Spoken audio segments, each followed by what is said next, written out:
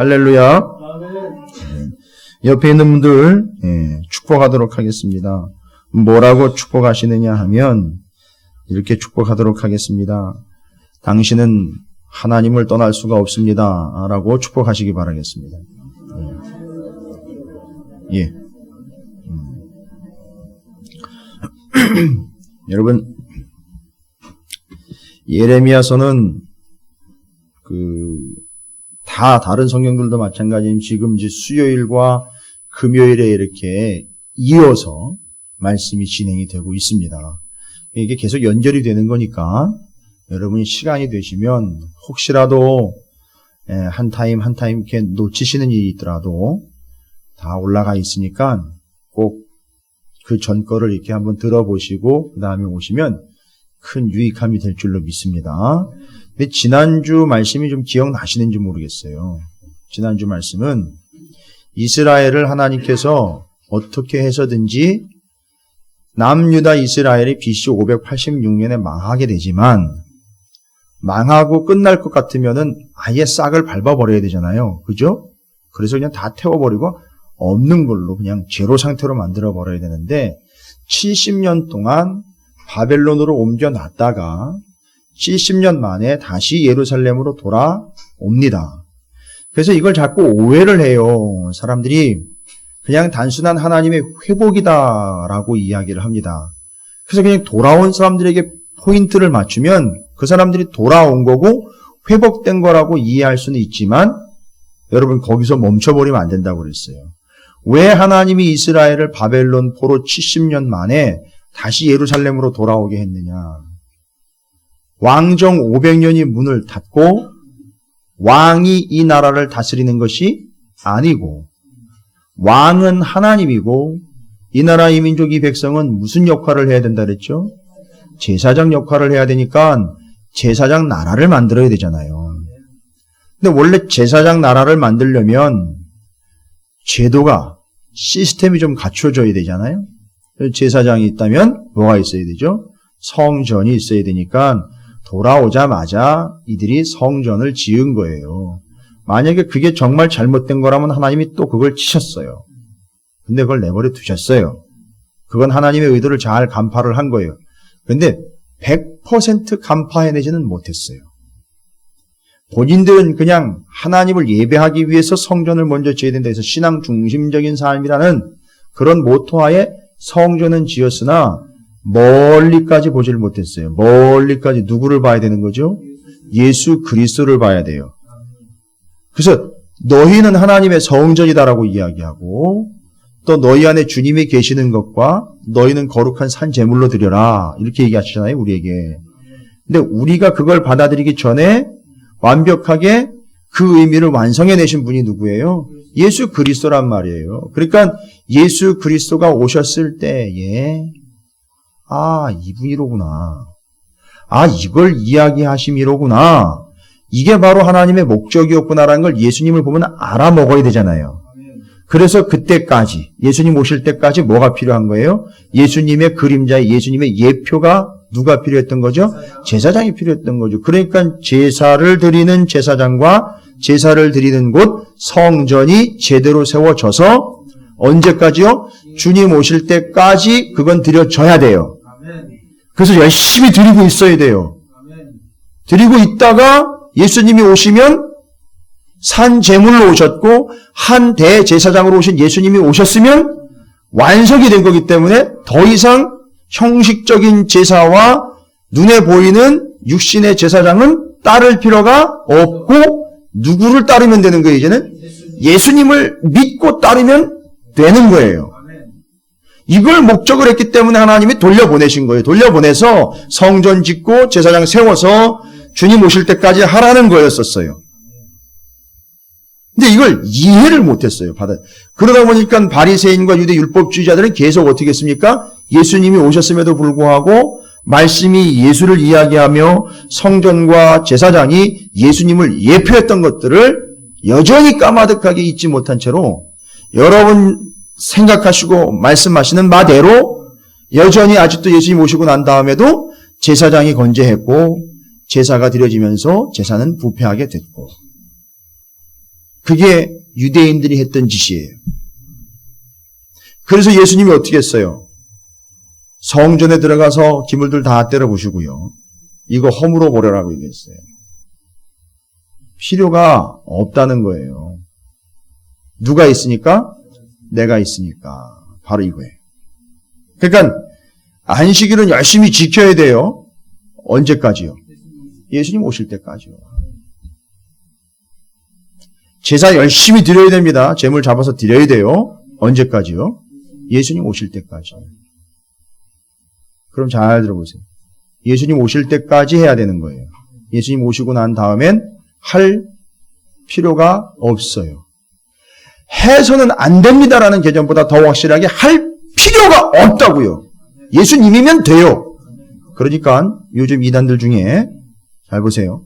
안식일을 지켜야 되고 유월절 지켜야 되고 제사를 드리듯 그 율법들을 다 지켜야 된다라고 이야기하는 사람들은 몰라도 한참 모르는 것이고 예수님을 무시해도 완전 상 무시하고 있는 거예요. 감이 잡히시죠? 바로 이 개념입니다. 그러니까 하나님은 이스라엘을 박살을 내서 흔적조차 없이 갈아 마실 수도 있지만 그들을 그렇게 없애버리신 것이 아니고 다시 돌아오게 하셨고 회복을 시킨 이유는 누구 때문인 거예요? 예수님 때문이었던 거예요. 근데 이스라엘은 착각을 한 거예요. 자기네를 위해서 하나님이 자기네만을 주목하고 계신다라고 착각을 했던 거예요. 자기네는 뭘 역할을 했대? 어떤 역할을 해야 되는데요? 제사장 역할을 해서 전 세계 열방을 어떻게 해야 되는 거죠? 하나님과 연결을 해줘야 되는 역할을 하라고 선택을 했는데 지네만 구원받았다라고 착각을 한 거예요.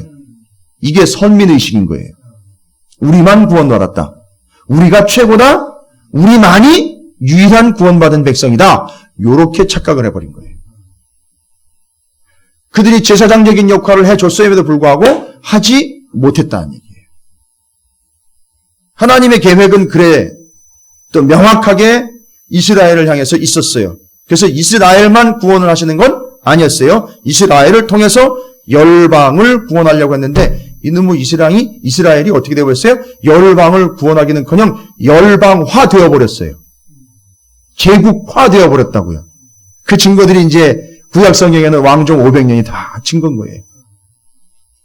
그러니까 제국되는 거 아니에요. 왕국되는 거 아니에요. 제사장 나라 되는 거예요. 제사장 나라가 되어 하나님과 이방을 연결해 줘야 되는 거예요. 그러니까 특권의식을 가져서는 안 돼요. 그냥 헌신하고 나 죽었습니다 하고 납작 엎드려 역할만 감당하면 되는 거예요. 그런데 주제넘게 자기가 큰 위치나 되는 양 목이 뻣뻣해지면서 그 짓을 했던 거예요. 오늘 예레미야 17장은요. 바로 그런 잘못됐다기보다는 아예 하나님의 뜻을 전혀 이해하지 못하고 알지 못하고 있는 남유다 이스라엘, 멸망을 앞두고 있는 남유다 이스라엘의 죄악과 그 남유다 이스라엘을 구원하신 하나님과 그 하나님이 이들을 구원함의 그 뜻이 무엇인지를 안식일을 지키라라는 명령을 통해서 전달이 되고 있어요. 여러분, 안식일을 지키라는 명령이 뒷부분에 19절부터 27절까지 쭉 나와 있어요. 그죠? 여러분, 이 안식일을 지키라는 명령은요, 어마어마한 소망과 희망이에요. 안식일을 지키라는 건요. 이거 뭔 얘기예요? 일단 안식일을 지키라고 이야기해 주셨다는 얘기는 이들을 싸그리다 없애는 게 아니라 어떻게 하시겠는데 이거? 살려놓겠다는 얘기예요. 살려놓을 테니까 지키려는 거예요. 다시 한번 여쭙습니다. 언제까지요? 저 뒤에 예레미야 23장에 가보면은요, 미래의 왕 메시아를 얘기를 해요. 제가 지금 23장을 할 상황은 아니지만 하나님은 이미 염두에 두신 거예요. 누구를요? 메시아, 예수 그리스도를 이미 염두에 두셨고 이들을 이렇게 죽을 수밖에 없는 죄인임에도 불구하고 계속 봐주시면서 기회를 주시면서 돌이키면서 다시 돌아오게 하시면서 결국 누구를 향해 가게끔 하나님은 계획하시는 거예요? 예수 그리스도를 향해서 가게끔 계획하셨는데 성전 회복시켜 주신 것이고 제사장들 다시 세우라고 이야기하신 것이고 그 속에서 예수님이 어떤 존재인지를 이제 기대하면서 가라고 기회를 주신 거예요. 잘 보세요. 그러면 이스라엘, 남유다 이스라엘, 또 우리나 마찬가지예요. 다. 왜 그들에게는 구원이 필요하냐 이거예요. 궁극적 구원인 건 얘기하는데 왜 우리가 구원이 필요한 존재냐 이겁니다. 여러분 구약 성경이요 옛날 얘기요 히스토리인 줄 알았는데 죄다 복음을 깔고 있어요. 싹 다. 여러분 이제 남유다 이스라엘을 통해서 복음이 제시가 되는 거예요. 예레미야서를 보면 쭉. 근데 왜 그들이 구원을 받아야 될 존재인지 1절부터 11절까지 보면 여러분 왜 그들은 구원을 받아야 됩니까? 그대로 내버려두면 어떻게 된다고요? 네, 죽을 수밖에 없는 존재. 똑같잖아요. 우리도 만일 주님을 받아들이지 않고 주님을 믿지 않고 복음을 받지 않았다면 그대로 그냥 내버려뒀다면 어떻게 됐을까요? 뭐 이 얘기 하나만 하죠. 뭐 다 끝난 거죠. 근데 남유다 이스라엘을 통해서 여러분 남유다 이스라엘만 책망하는 게 아니라 너희들 모습을 한번 돌아봐라 이 이야기 하시는 거예요. 지금 1절부터 11절까지가 바로 그 내용이에요. 남유다 이스라엘에게 왜 구원이 필요하냐 이거예요. 이 사람들은 도대체 어떤 사람들이길래 구원이 필요하냐. 뭐 다른 게 있습니까? 1절 보세요. 1절을 보면 근본적으로 왜 이들이 구원이 필요한 존재인지가 정확하게 1절에 다 소개가 돼 있어요. 이걸 보면 끝나는 거예요. 거기 유다의 뭐예요? 죄. 그러니까요. 왜 구원이 필요한 거예요? 죄 때문에 구원이 필요한 거예요. 근데 죄 얘기를 하지 말래요. 뭐 짜증난다고. 죄인들의 특징이에요. 죄인들의 특징이 뭐예요? 죄 이야기를 하면 싫어해요. 중2의 특징이 뭔지 아십니까?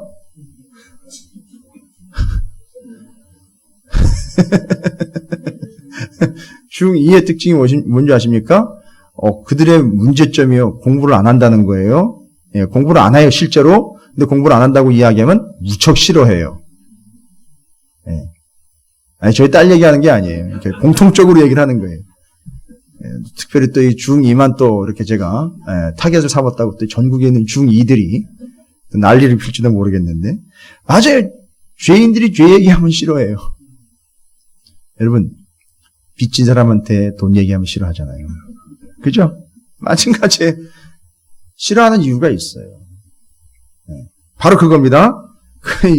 유다가 죄의 이 문제가 심각하기 때문에 하나님이 그들을 지적을 하시는데 그래서 구원이 필요한 존재들이라는 걸 얘기하는데 표현을 기가 막히게 해놓으셨어요. 하나님이.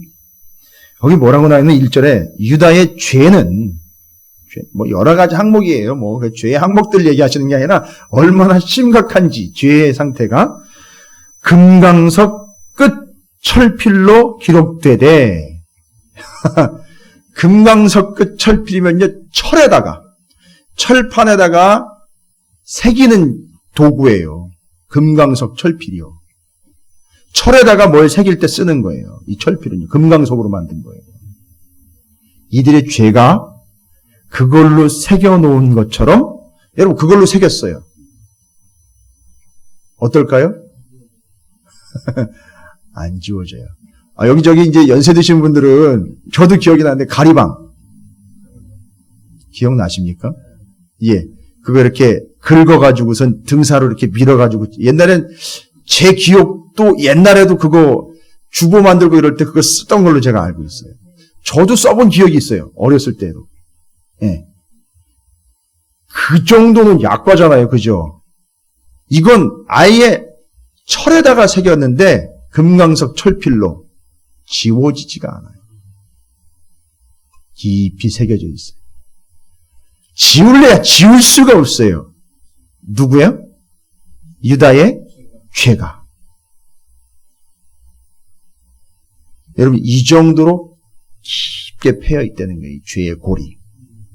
거기다가 그들의 마음판과 그들의 제단뿔에 새겼다 그래서 그들의 마음판에 지금 죄가 쫙 새겨져 있는 그러니까 그냥 싹 들춰보기만 하면 죄가 그냥 쫙 적혀 있는 거예요. 우리의 죄가, 그들의 죄가 숨길 수 없이 거기 새겨져 있는 거다. 이걸 어떻게 숨깁니까? 이걸 어떻게 지워요? 이건 지워지지 않는 거예요. 근데 그걸 지울 수 없는 그 죄를요, 돌에다 새기고 칠판에다가 새기는 것처럼, 그렇게 새기는 것처럼, 뭘로 문댄다고 되겠어요? 비누로 갖다가 씻는다고 되겠어요? 이 지워졌단 말이에요. 어떻게 지워진지 아세요? 예수의 보혈로 지워진 거예요. 이건 지금 이야기할 얘기는 아닌데 우리가 이미 그걸 경험한 거예요, 여러분. 그게 그렇게 해서 지워진 거예요. 심각한 거예요. 지금 그들의 마음엔 그 죄가 다 기록이 되어 있는데 마치 철판과 돌에 기록해 놓은 것처럼 기록하고, 여기 지금 보면은요, 제단 뿔에 새겨졌다 그래요. 제단 뿔. 여러분, 제단 뿔이 뭔지 아시죠? 하나님의 성전에 성막 기억하시면 그 뜰에 번제단 새겨놨죠. 번제단 네 귀퉁이에 뿔이 있어요. 근데 여기 뿔은요, 그 번제단 뿔을 이야기하는 게 아니에요. 하나님한테 제사 드릴 때 썼던 그 번제단 뿔이 아니라 그놈의 번제단 옆에다가 우상한테 드리려고 썼던 그 제단이 또 있었단 말이에요. 여러분, 이 짓을 누가 한 줄 아세요? 므낫세 왕이 했단 말이에요. 히스기야의 아들 므낫세가 그 짓을 했어요. 성전 안에다가 하나님 앞에 제사 드릴 때 쓰는 번제단 옆에 우상한테 제물을 바쳐 드릴 때 쓸 제단을 따로 만들었었다고요. 이 짓을 했단 말이에요. 그러니까 그 뿔에다가 하나님의 제단 뿔이 아니라 그 우상에게 번제할 때 쓰는 그 번제단 네 귀퉁이 뿔에다가 새겨놓은 거예요, 철필로. 그들의 죄를. 뭔 얘기예요? 거기다가 그렇게 계속 제사를 드리며 우상을 숭배했다는 거예요. 그래서 그렇게 새겨놓은 게 그 죄목인 거예요. 대단하죠.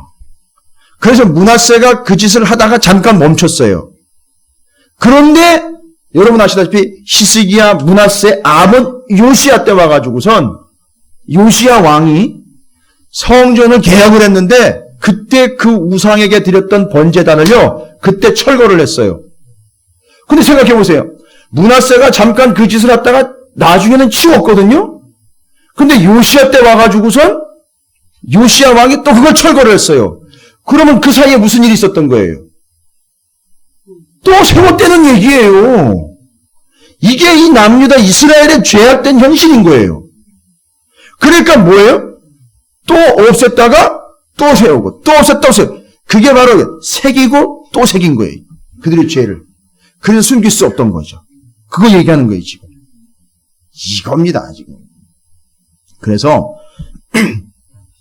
그들의 죄로 인하여 잘 보세요. 왜 구원이 필요하냐 하면 3절을 보세요.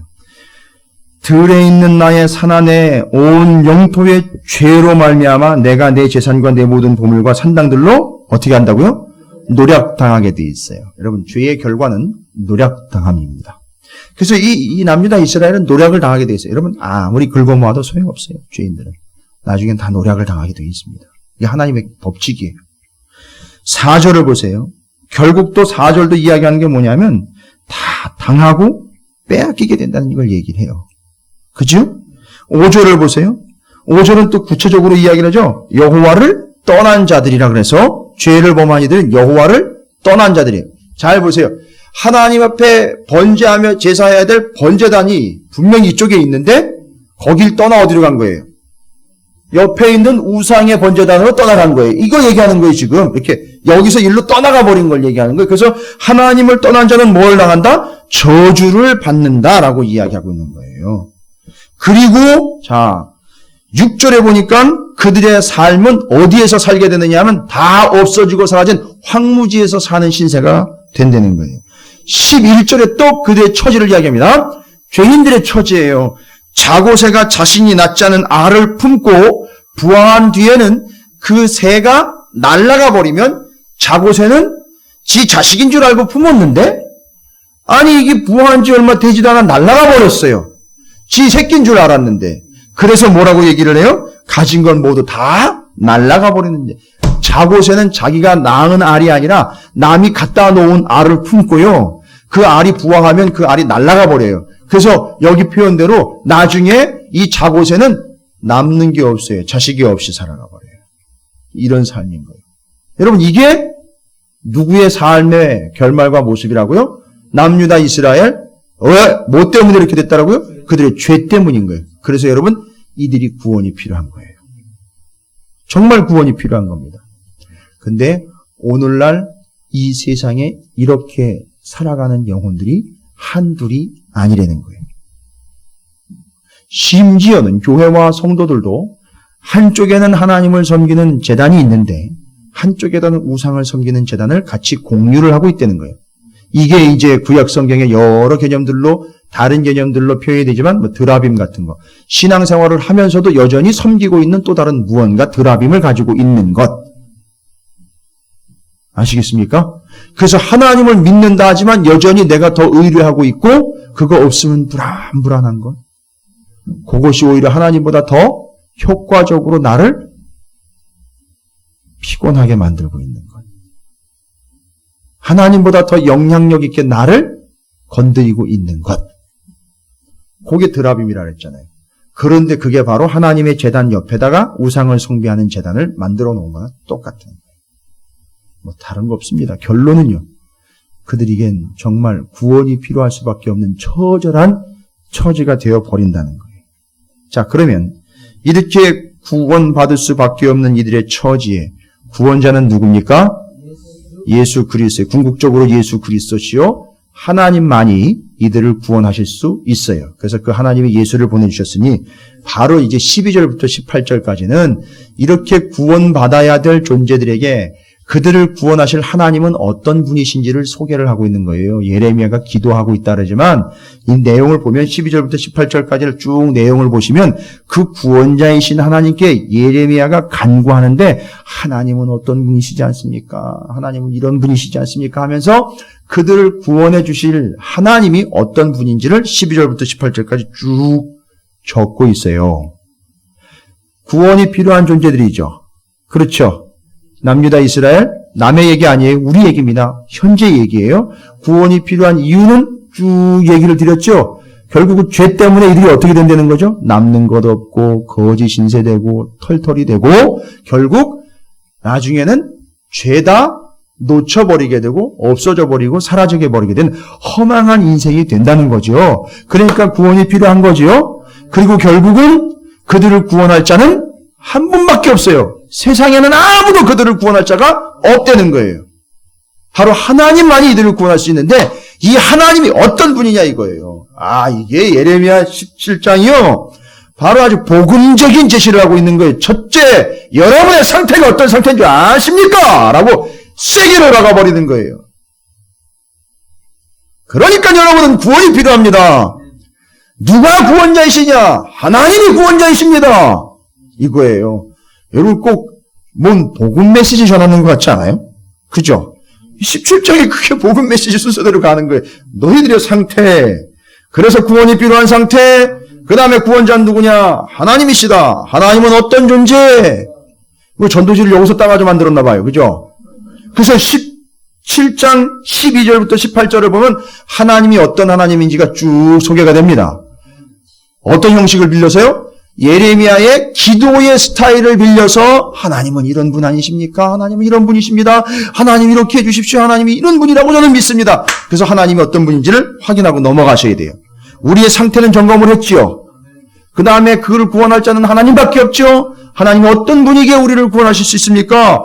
첫 번째 12절 영화로우신 보좌여 시작부터 높이 계시며 우리의 성소이시며 누구예요? 영화로우신 하나님, 결국 영광을 받으실 하나님. 그러니까요. 우리가 구원받는 목적이 분명히 있었잖아요. 여러분 잘 먹고 잘 살라고 구원하신 게 아니라 목적은요. 하나님이 영광을 받으시기 위함이라고 나와 있어요. 너희를 통하여 내가 영광을 얻기 위하여 너희를 구원한다라고 명확히 나와 있어요. 여러분 기독교의 진리예요. 무엇으로부터 구원을 얻는다 했어요? 여기 보세요. 죄인이기 때문에 하나님이 아까도 얘기했죠? 하나님이 완벽하게 저주하신다 그랬잖아요. 그러니까 하나님의 진노로부터 구원을 얻는 거예요. 결론은. 그리고 우리는 무엇을 위하여 구원을 얻습니까? 하나님의 영광을 위하여. 그럼 무엇으로 구원을 얻습니까? 오직 하나님의 전적 은혜로 인하여 구원을 얻는 거예요. 이겁니다. 아주 복음 메시지로 딱딱 정리가 되는 거예요. 그래서 하나님 어떤 하나님입니까? 영화로우신 분, 우리의 구원을 통하여 영광을 받으시기에 합당한 분, 이겁니다. 그 다음에 거기서 끝나지 않습니다. 13절에 보십시오. 13절에 이스라엘의 소망이신 여호와여. 그들에게 소망은 유일하게 누구란 얘기예요? 하나님이신 거예요. 여러분, 여러분에게 소망이 누구예요? 예수 그리스도 곧 하나님 아니니까 소망이신 거예요. 이들은 지금까지 소망을 어디에다 뒀던 겁니까?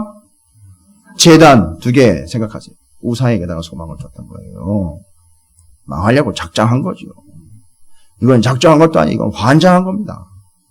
죽고 싶어 아주 안달이 난 거예요. 그냥 날 잡수세요 이렇게 얘기한 거예요. 결론은. 예. 그래서 하나님은 영화로우신 분이요. 근데 그 영화로움이 그냥 자체 발광으로 그냥 알아서 앉아 계시면서 야 목에 힘주면서 나 영화로운 존재야 이런 개념이 아니라 하나님 목적하신 바 너희들의 구원을 통하여 내가 영광을 받기를 원한다. 이거예요.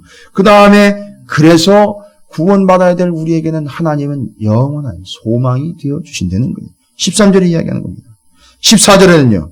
이렇게 얘기합니다. 여호와여 주는 나의 찬성이시오니. 뭐예요? 하나님은 어떤 분이에요? 우리의 찬양과 찬송을 받으시기에 합당하신 분이 되는 거예요. 그죠? 14절에 정확하게 얘기합니다. 여호와여 주는 나의 찬송이시오니 나를 고치소서 그리하면 내가 낫겠나이다. 나를 구원하소서. 번지수 제대로 찾은 거예요. 그러니까 하나님은 나의 구원자라는 거예요. 그죠? 그리하면 내가 구원을 얻으리이다. 이야, 이 예레미야가 정확하게 간파를 한 거예요. 우리의 상태를 간파했죠.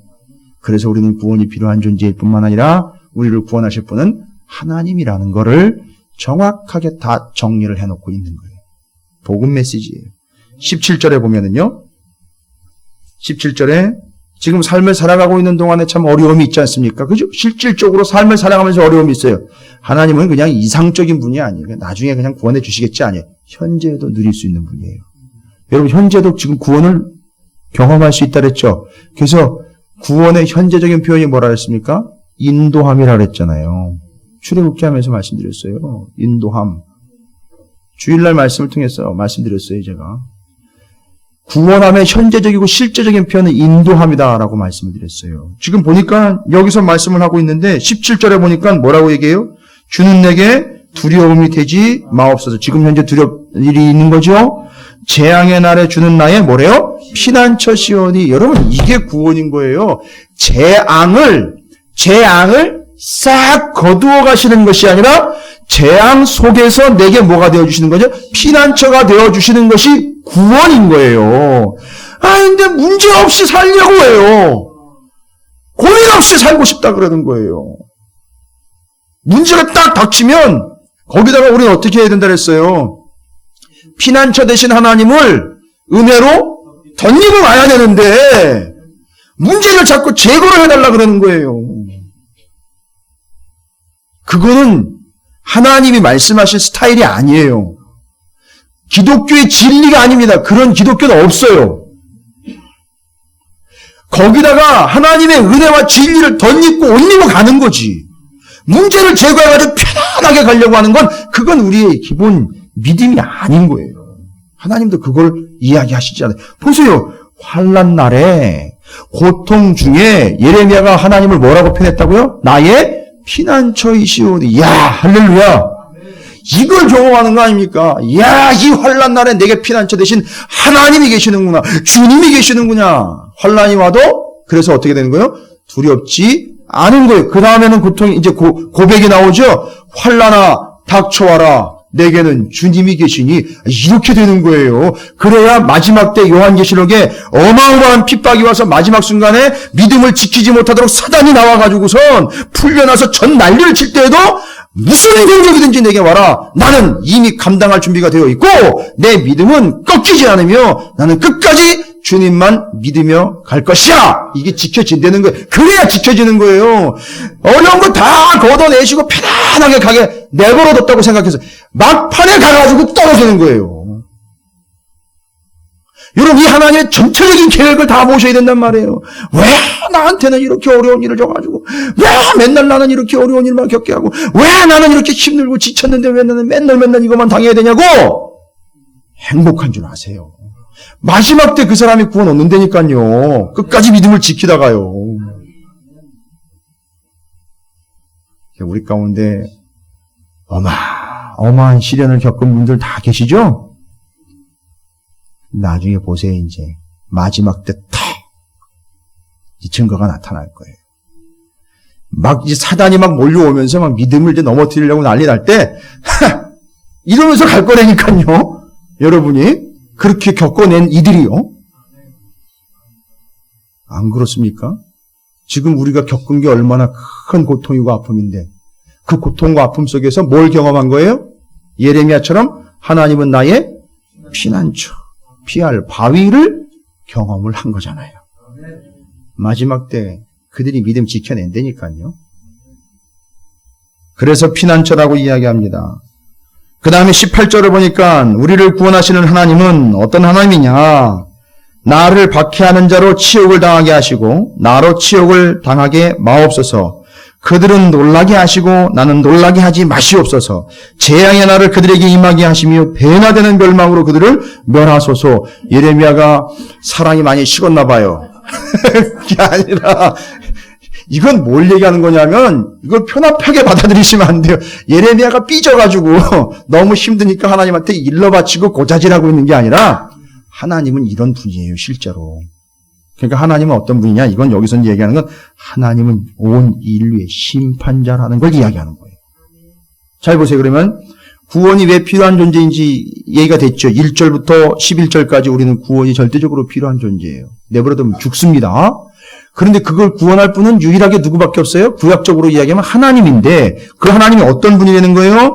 영화로우신 분, 우리의 소망이시며 우리의 찬송을 받기 합당한 분이며 우리의 구원자이시며 우리의 피난처이시며 우리의 심판자이신 거예요. 그렇죠? 그럼 다 나왔어요. 우리가 왜 구원이 필요한 존재인지와 우리의 구원자는 하나님. 다 나왔습니다. 그렇죠? 그런데 지금 하나님이 직접 구원을 하셔도 되는데 인류의 구원 역사를 보면 누구를 보내셨어요?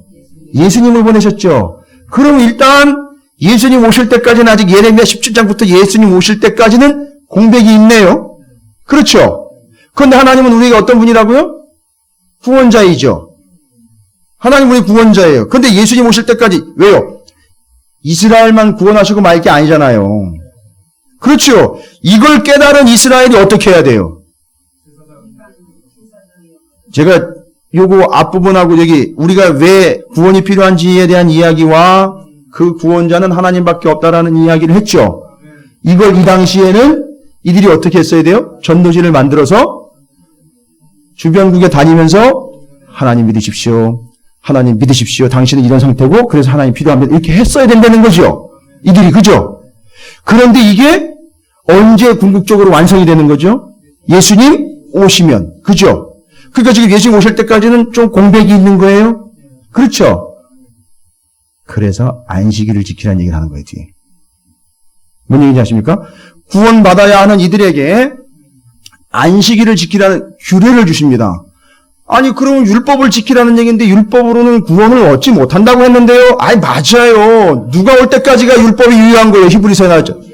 갈라디아서도 얘기하죠. 예수님 오실 때까지 율법이 유효한 거예요. 왜요? 율법의 역할이 뭐예요? 그렇죠. 율법에 비추면 무엇가 죄인지 다 나오죠. 그리고 나는 율법을 다 지킬 수 있어요, 없어요? 없어요. 그러니까 우리는 뭐가 되는 거예요? 그 앞에선 죄인인 것이 드러나는 거죠. 큰일 난다, 이거 어떻게 해요? 난 다 죽었네, 이제. 끝났네. 율법을 지키려고 하다 보면 나는 결국 못 지키는 존재, 나는 죄인, 이게 다 드러나요. 그걸 깨닫고 누구한테 가는 거예요? 예수님에게 가는 거예요. 예수님 그때 이제 율법을 뭐하러 오셨어요? 완성하러 오셔. 여러분, 패한다는 이야기로 머물면 안 돼요. 그걸 완성하러 오신 거예요. 대신에 이제 이야기할 때는 이제 율법이 아니라 누구면 되는 거예요? 그렇죠. 예수님 율법을 지킬 필요 없이 예수님이면 되는 거예요. 그런데 예수님은 우리에겐 뭐가 되는 거죠? 참 안식이 된다 그랬어요. 아직 영원한 안식에 들어가지 않은 이들도 있다라고 이야기를 해요. 그죠? 그러니까 주님이 오시면 안식일을 열심히 지키던 사람들은, 여러분 안식일에 대한 거 제가 2주 전인가요? 오후 예배 때 말씀드렸죠? 출애굽기의 안식일과 신명기의 안식일이 좀 차이가 있다 그랬었어요. 요거는 조금 신학적이고 신앙적으로 여러분 정리가 필요한 부분인데 기억을 좀 떠올려 볼까요? 출애굽기 20장과 30장에 얘기한 안식일은 하나님이 창조하신 분으로 창조가 끝난 다음에 제7일째 되는 날 쉬셨다 그랬죠. 그런데 그 7일째 되는 날 하나님도 다 창조하시고 쉬셨음에도 불구하고, 그죠? 그 쉬셨음에도 불구하고 하나님이 다 완벽하게 만들어 놓으신 세상을 7일째 되는 날 하나님도 쉬셨는데 7일째 되는 날 인간이 일을 해버려요. 여기 지금 짐을 지고 예루살렘 성문을 들락날락거리는 이제 존재들 얘기하는 거예요. 그건 뭘 이야기하는 거라 했죠? 하나님이 완벽하다라고 만들어 놓으신 이 창조를 안식일을 지킨다라는 건 사람이 하나님이 보시기에 뭐 했다 그랬어요? 그거 다 해놓고 좋았다 오케이 됐어 완성됐어 했는데 사람이 안식일을 지키지 않냐고 범한다는 얘기는 뭔 얘기예요? 하나님이 완벽하게 만들어 놓은 걸 부족하다라고 대드는 거나 마찬가지가 되는 거예요. 그래서 그거를 어떻게 하라 했어요? 안식일을 지키지 않으면 죽여버리라 했어요. 왜요? 하나님의 창조의 완벽과 하나님의 능력을 뭐 한 게 되는 거죠? 무시하고 거부한 게 됐기 때문에요. 그런데 신명기에 와 보면 이 중요한 겁니다. 신명기에 와 보면 안식일을 지키라고 이야기할 때에 그 근거를 뭘로 대고 있습니까? 내가 너희를 애굽에서부터 구원하여 낸 하나님 아니더냐? 그러니까 너희는 구원을 경험한 자로서, 그죠?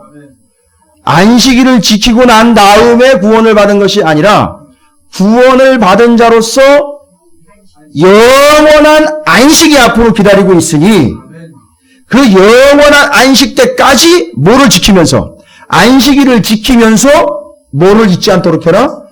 내게는 영원한 안식이 있구나. 누가 오실 때까지요? 그렇죠. 예수님 오실 때까지 안식일을 열심히 지키면서 참 안식을 기대하면서 가는 거예요. 그래서 참 안식은 누구를 통해서 얻을 수 있어요?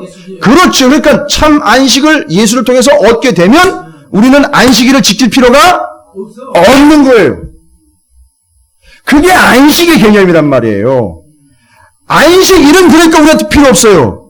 근데 진짜 제대로 된 안식을 우리는 무엇을 통해서 누렸느냐 하면 예수님의 죽음뿐만이 아니라 부활을 통해서 아주 완전히 누리는 거예요. 그래서 부활한 그날을 우리는 뭘로 지키고 있어요? 안식을 누리면서, 안식을 지키는 것도 아니에요. 우리는 지금 주일을 성수해야 되는 거예요. 그걸 지키지 않으면, 주일을 성수하지 않으면 나는 뭐한 존재, 아직도 여전히 구원받지 못한 존재입니다 라는 걸 이야기하는 거나 마찬가지인 거예요. 더 철저하게 지키게 되는 거예요, 이제는. 왜요? 구원이기 때문에요. 율법이 아니라 구원받은 건데 어떻게 속을 여기냔 말이에요, 그거를. 그건 어느 것과도 양보할 수 없는 거예요. 내 구원이니까, 내 생명이니까요. 율법으로 지키는 게 아니라고요. 아시겠습니까? 이제 누가 시키지 않아도 그걸 어떻게 해요? 지켜내는 거예요. 더 적극적으로 지켜내는 거예요. 그건 구원이기 때문에. 구원은 곧 영원한 안식을 누리는 거니까요. 그러니까 율법에 안식일 지키는 거 말고 제사 드려라, 뭐 해라. 율법이 한두 가지가 아닌데 여기다가 보세요. 여기 예레미야 17장 뒷부분 19절부터 27절까지 뭘 지키라고 쭉 적어놨어요. 안식일을 지키라고 적어놨단 말이에요. 이거 언제까지 지켜야 되는 거예요? 그래요. 예수님 오실 때까지 지키는 거예요. 하나님이. 그러니까 앞에 왜 구원이 필요한지 얘기하셨죠. 그리고 하나님은 구원자이죠. 근데 이 구원의 완성은 누굴 통해서 이루어집니까? 예수님. 그래서 예수님 오실 때까지 뭐 하면서 기다리라? 안식일을 지키면서 참 안식으로 오실 예수 그리스도를 기대하고 소망하면서 그때까지 가라는 얘기란 말이에요. 27장이 그게 복음 메시지인 거예요. 그래서 어떻게 보면 지금까지의 내용을 총 정리하는 걸 수도 있어요. 27장이요. 쭉 복음 메시지가 정리가 되는 거예요. 이해가 되십니까? 그래서 안식일 규례가 나온 거예요. 여기서 다른 율법을 얘기를 하지 않고 왜요? 구원받아야 돼. 구원자는 나야. 그리고 영원한 구원, 온전한 구원은 누구를 통해서요? 예수 그리스도를 통해서 이루어지니까 그때까지 너희는 뭘 지키면서? 안식일을 지키면서 예수 그리스도를 소망하며 살아가라는 거예요. 그리고 예수가 오면 이 안식이 완성이 되는 거니까 다른 것 따르지 말고 그때는 누구만 따라라? 예수만 따라라. 그게 참 안식이 되는 거예요. 그래서 예수님이 얘기하셨죠? 주님이 당신이 뭐라 했어요? 안식일의 주인이라 했단 말이에요. 그거는 안식일을 나만 지킨다는 개념이 아니라 이 안식의 개념은 내 거라는 거예요. 내 거. 이건 나만이 줄 수 있다는 거예요. 그래서 이게 안식일이 중요한 게 아니라 안식이야. 내가 안식이야. 이런 얘기하는 거예요. 그래서 그분이 언제 부활하셨어요? 주일날 부활하신 거 아니에요. 그래서 그걸 지키고 있는 거라고 우리가. 그걸 지키면서 안식을 누리는 거예요, 여러분. 여러분, 주일을 지키는 게 진짜 안식이에요. 주일날에도 늦게까지 잠자는 게 안식이 아니란 말이에요. 주일날에 저기 단풍놀이 가는 게 안식이 아니에요. 주일을 이 의미로 제대로 지키는 것이 진짜 안식인 거예요. 여러분, 왜 안식교인들한테도 밀릴 정도로 그렇게 흐리멍텅하냔 말이에요. 또 안식교인들이 또 들이대겠네, 또. 여러분, 요즘에는 하나님의 교회라고 일컬어지는 의단 있잖아요. 안산홍. 기억나십니까? 예, 안산홍이 된 비면 어떻게 하라 그랬어요? 장길자, 이렇게 하라 그랬잖아요. 엄청 싫어요, 그 사람들. 예, 장길자, 이러면 끝나는 거예요, 그냥. 그게 이제 말하자면 교주격이에요. 거기서 이야기하는 게 바로 그거예요. 6월절 지켜야 되고, 안식일 지켜야 되고, 이런 걸 얘기한단 말이에요. 그럼 뭐라고 대답을 하실 거예요? 얘기할 필요 없어요. 그런 사람들하고는 얘기할 필요 없는데, 여러분은 정확하게 정리를 하고 계시라는 말이에요. 안식일이 아니라 안식이에요, 우리는. 안식을 지키는 것도 아니에요. 우리는 누리는 자가 되는 거예요, 이제는. 여전히 얼마나 불쌍하냔 말이에요. 아직도 안식을 누리지 못하고 있는 거예요. 예수님이 오셨는데도 불구하고. 얼마나 불쌍한 겁니까, 여러분? 근데 이거를 지금 주일을 안식일처럼 이야기하는 개념이 있는, 아니요. 안식일보다 더 강력한 거예요, 주일은. 구원, 안식이라고요. 여러분, 목숨이 걸려있는데 여러분 하실 거예요, 안 하실 거예요? 해야지요. 그러니까 주일은 안식일보다 더 강력한 거예요. 더 철저한 거고요. 누가 시킨다고 되는 거 아니에요. 여러분, 물에 빠지면 자연스럽게 아주 자동적으로 숨 쉬려고 물으로 머리를 계속 내밀어요. 그죠? 그렇게 주의를 지키는 거예요. 이해가 되십니까? 예. 안식일은 물에 안 빠지려고 바등바등 되는 거고요. 주의를 지키는 건 숨 쉬려고 머리를 계속 내미는 거나 마찬가지인 거예요. 그 차이를 아십니까? 예. 바로 그거예요. 우리는 진정한 안식을 누리는 자들입니다. 그래서 지금 여기 너희들이 왜 구원이 필요한지 아느냐? 너희들의 상태를 이야기합니다. 그 다음에 그걸 구원해 줄 분은 하나님밖에 없음. 그래서 하나님은 지금 실제적인 구원자인데 구원의 완성은 예수 그리스도를 통해서 완성이 됨. 그럼 예수 그리스도 오실 때까지 너희들은 구원받을 자로서 구원받아야 되는 자들로서 또 구원받아야 자들에게 알려줘야 되는 존재들로서 제사장과 같은 존재들로서 뭘 지키면서 안식일을 지키면서 예수 그리스도가 오시는 걸 소망하고 예수 그리스도가 오셨을 때는 자 이분이 바로 그분입니다라고 손가락질 딱 해주고 사라지려는 거예요. 그게 제사장의 역할이고 안식일이 기능이에요. 정리되셨습니까? 좀 어려우시면 오늘 말씀을 대여섯 번 다시 돌려서 들어보십시오. 정리가 되실 거예요. 그리고 지난 주일인가요? 오후 예배 때 제가 말씀 전해드린 것 같이 연결해서 몇 번이고 들어보시면 절대 거짓 서설들과 이단 사상들에게 넘어가지 않을 수 있습니다. 그렇다고 또 그걸 깨닫고 난 다음에 이단한테 덤벼보라고 가시면 안 돼요. 그럴 가치도 없습니다. 여러분이 설명을 해주실 만큼 이해를 하고 계시면 돼요. 여러분 주일을 왜 지키는 거며 안식과 주일이 어떤 의미인지를 설명 가능하시겠어요? 네, 이렇게 좀 이렇게 이건지 좀 애매하게 그러시는데 좀 그렇게 되시기를 바라겠습니다. 그러니까 오늘 말씀이 바로 그걸 전체적으로 정리하고 있는 내용이에요. 그래서 아까 제가 예레미야 23장 가면 메시아 이야기가 나온다 그랬죠? 그러니까 하나님이 지금 계속 뭘 염두에 두고 있어요? 이스라엘만을 염두에 두고 있는 게 아니라 온 인류를 구원하는데 염두에 두고 있어요. 그 온 인류를 구원하기 위해서는 누가 반드시 필요해요? 예수 그리스도. 그러니까 그때까지 이스라엘은 무슨 역할이요? 제사장 역할. 우리는요, 지금 현재 우리는. 왜 우리는 하나님을 왕같은 제사장이라고 부르셨어요? 제사장이면 또 무슨 역할을 해야 돼요?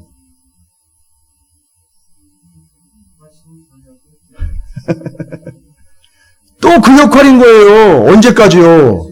주님, 반드시 얘기하셔야 돼요. 똑바로 얘기하셔야 돼요. 주님이 재림하실 때까지예요. 우리가 그 역할 또 해야 되는 거예요. 감이 잡히십니까, 이제? 그건 거예요. 그래서 우리가 해야 될 역할은 주님이 다시 오실 때까지 여전히 우리는 제사장으로서 그들에게 이제는 예수 그리스도를 또 제대로 전하며 사는 역할을 하는 것. 이게 우리 제사장들의 역할이에요. 할렐루야. 그래서 교회가 이 지경에 이르게 된 것은 목회자들도 책임이 있지만 왕 같은 제사장인 성도들이 그 책임을 다하지 못한 것도 있어요. 우리 서로 책임이에요. 이거 제대로 살려내야 됩니다. 교회 살려야 되고요. 성도 살려야 되고요. 이 나라 이 민족 죽어가는 사람들 살려내야 됩니다. 우리가 그 역할을 제대로 하지 않으면 다 죽어요.